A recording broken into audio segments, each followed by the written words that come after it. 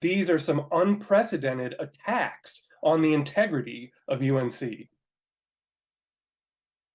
A North Carolina bill is gaining national attention tonight, one that could require every public college student across the state to take a course on American history or government.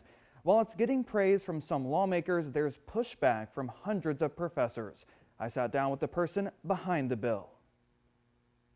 People are not born knowing how to be free and the principles that make us free. These are things that must be taught and learned. Jamison Brogy wrote House Bill 96, the NC REACH Act. This bill would require every student within the UNC and community college system to pass an American history or government class to graduate. When we see a lot of the surveys, we see that college graduates know very little about our country and how it works and how our government is supposed to function. The Marine and attorney who lives in Morehead City took his personal time to write this bill, meet with lawmakers, and see its passage already in the state house. Professors are going to sign lots more reading than this, but at a minimum they need to require students to read the Constitution and Declaration of Independence. Those historical documents plus 5 others are required for this course. Federalist Papers, Martin Luther King's letter from Birmingham jail, the Gettysburg Address. With the final exam at the end, which is 20% of the student's total grade.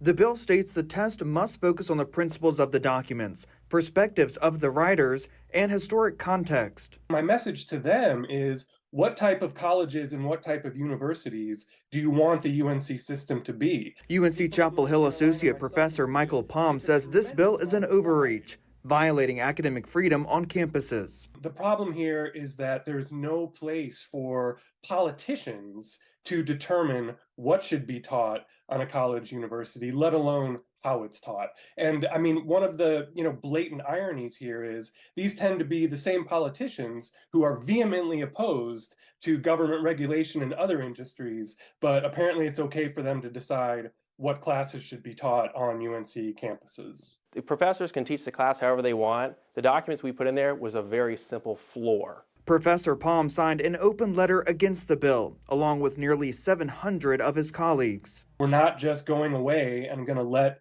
our institutions be overtaken over the summer. So to continue to be free, I think it's important for citizens to know the principles that allow us to remain free. Well, the bill passed the House 69-47 and is currently being discussed in the Senate. If it does become law, the course would apply to the next academic year. And if university leaders do not comply, they may lose their job. Brogy says that there are 8 other states with similar laws. And it's something we'll continue to monitor along with other controversial bills in the legislature. So what do you think? Voice your thoughts on our social media pages.